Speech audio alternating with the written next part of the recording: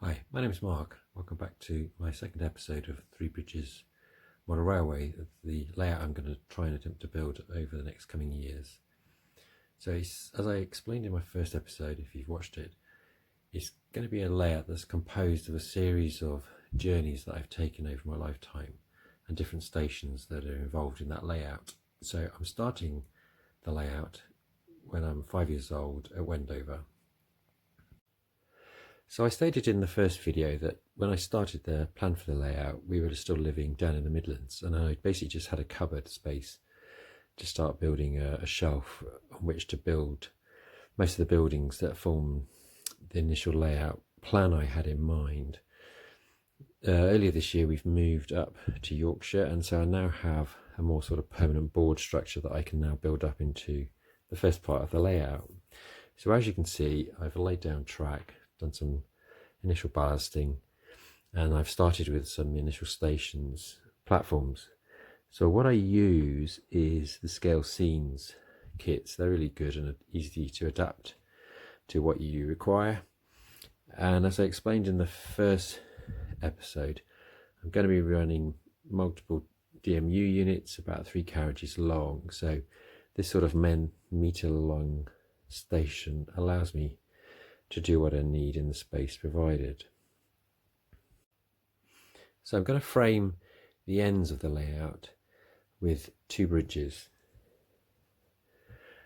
On the right hand side you've got the main road that leads down from into Wendover. So I need to build up an embankment here and the road down behind the station. And at the other end I'm going to have something that represents the sort of initial girder bridge that I could see in the distance. So I've basically just scratch built something using an old coffee box and some of the scale scenes wraparound paper, and then sort of built a girder style bridge on top. So that gives me a framing for either end of this section. What I'm going to cover next is the build up of the main station building in this part, in this episode. So the image you can see on the screen is what Wendover Station looks like. It's a long thin building, very much in the same style that all the stations along the Chiltern line have, and I couldn't find anything on the scale scenes station buildings that they provide that really sort of fitted what I wanted to do.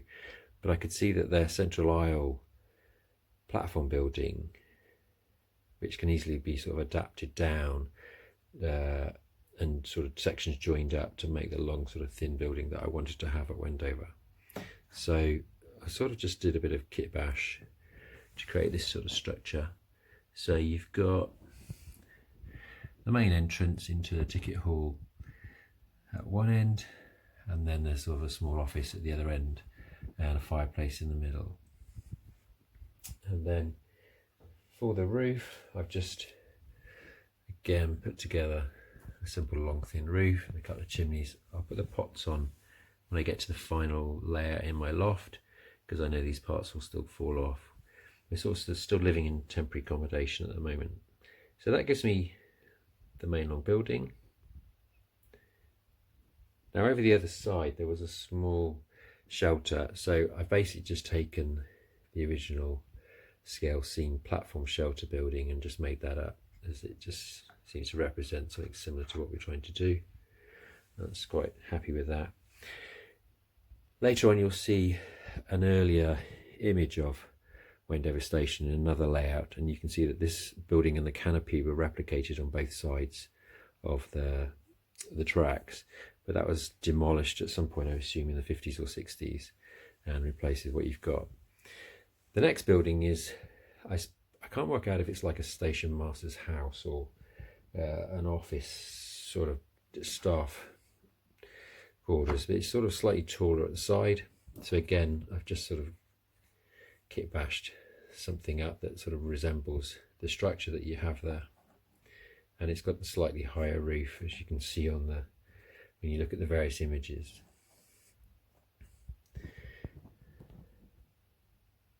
Okay, so onto the canopy. So I had a look around, and the Metcalf kit, which you can see here, had sort of the right sort of structure. It's not exactly as Wendover's built, but it was enough, I felt, to get me going. What I was really keen to learn was how to make a canopy structure so that I could start scratch building some of the canopies of the later stations. So I basically just painted the ironwork blue, and I've created a sort of supporting wall so it freestands. So just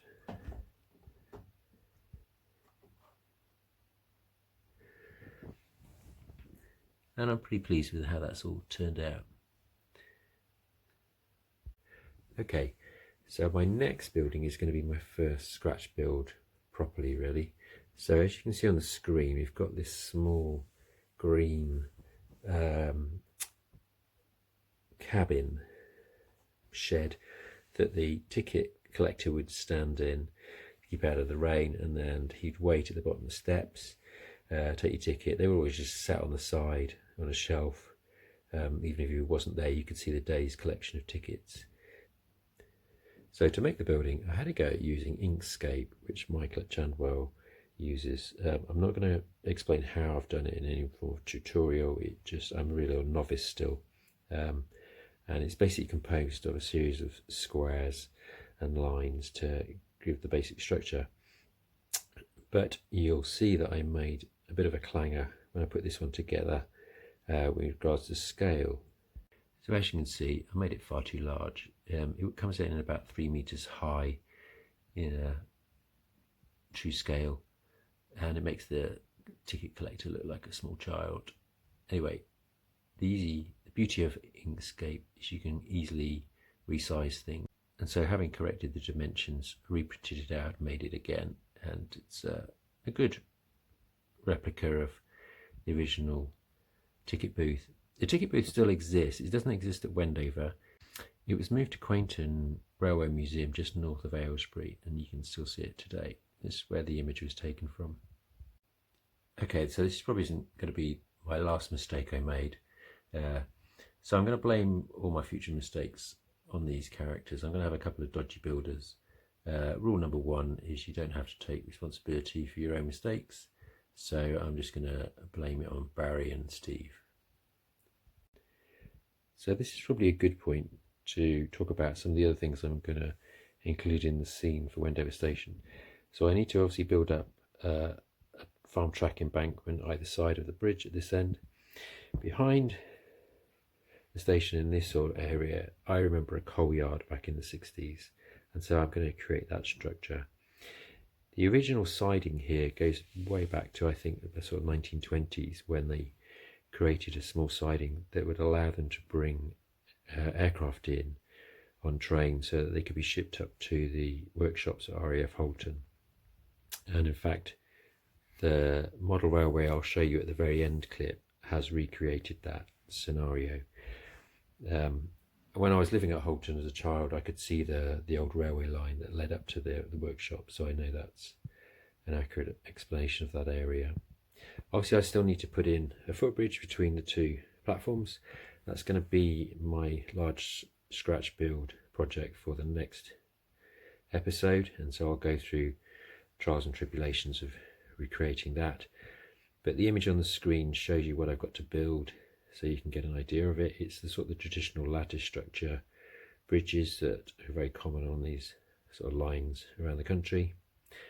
And then the other part of scenics will obviously be to go the embankment behind the station leading up to the main road that led down to Wendover.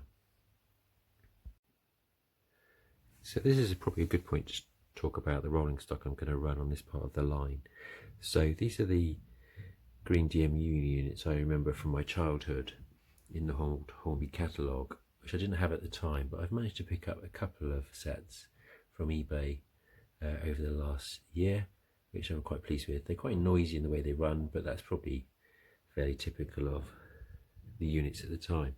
And as you can see, they fit quite well into the scale I've got of this sort of metre long platform. So one of the best eBay purchases I managed to make this year was this Lima unit, which is, I suppose, a copy of the 115 units that we were running on Aylesbury from the mid-60s up till the late 90s.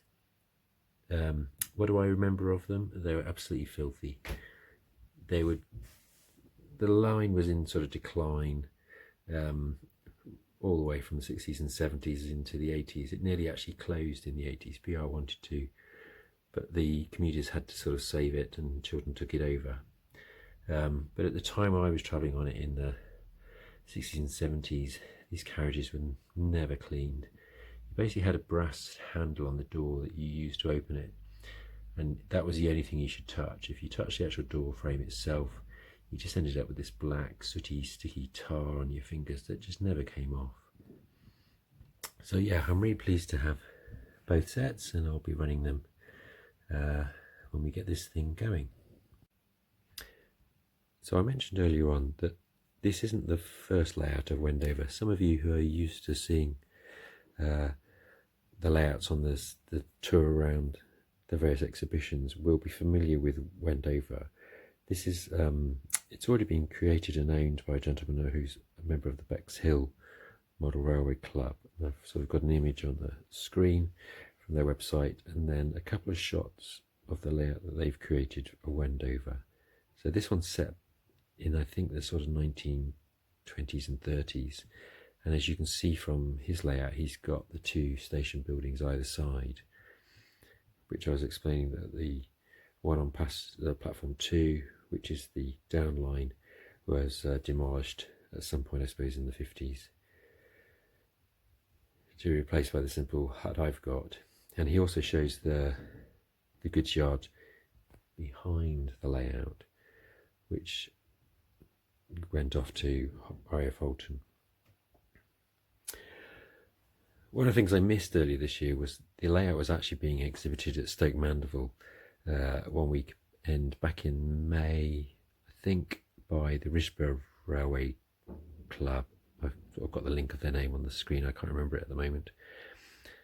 And so I could have actually seen it, which would have been great, but unfortunately I only found out after the event, after having spent the Saturday afternoon sat with my 90-year-old mother watching endless quiz shows and episodes of Flog It. But anyway, I'm sure I'll be rewarded in another life for that.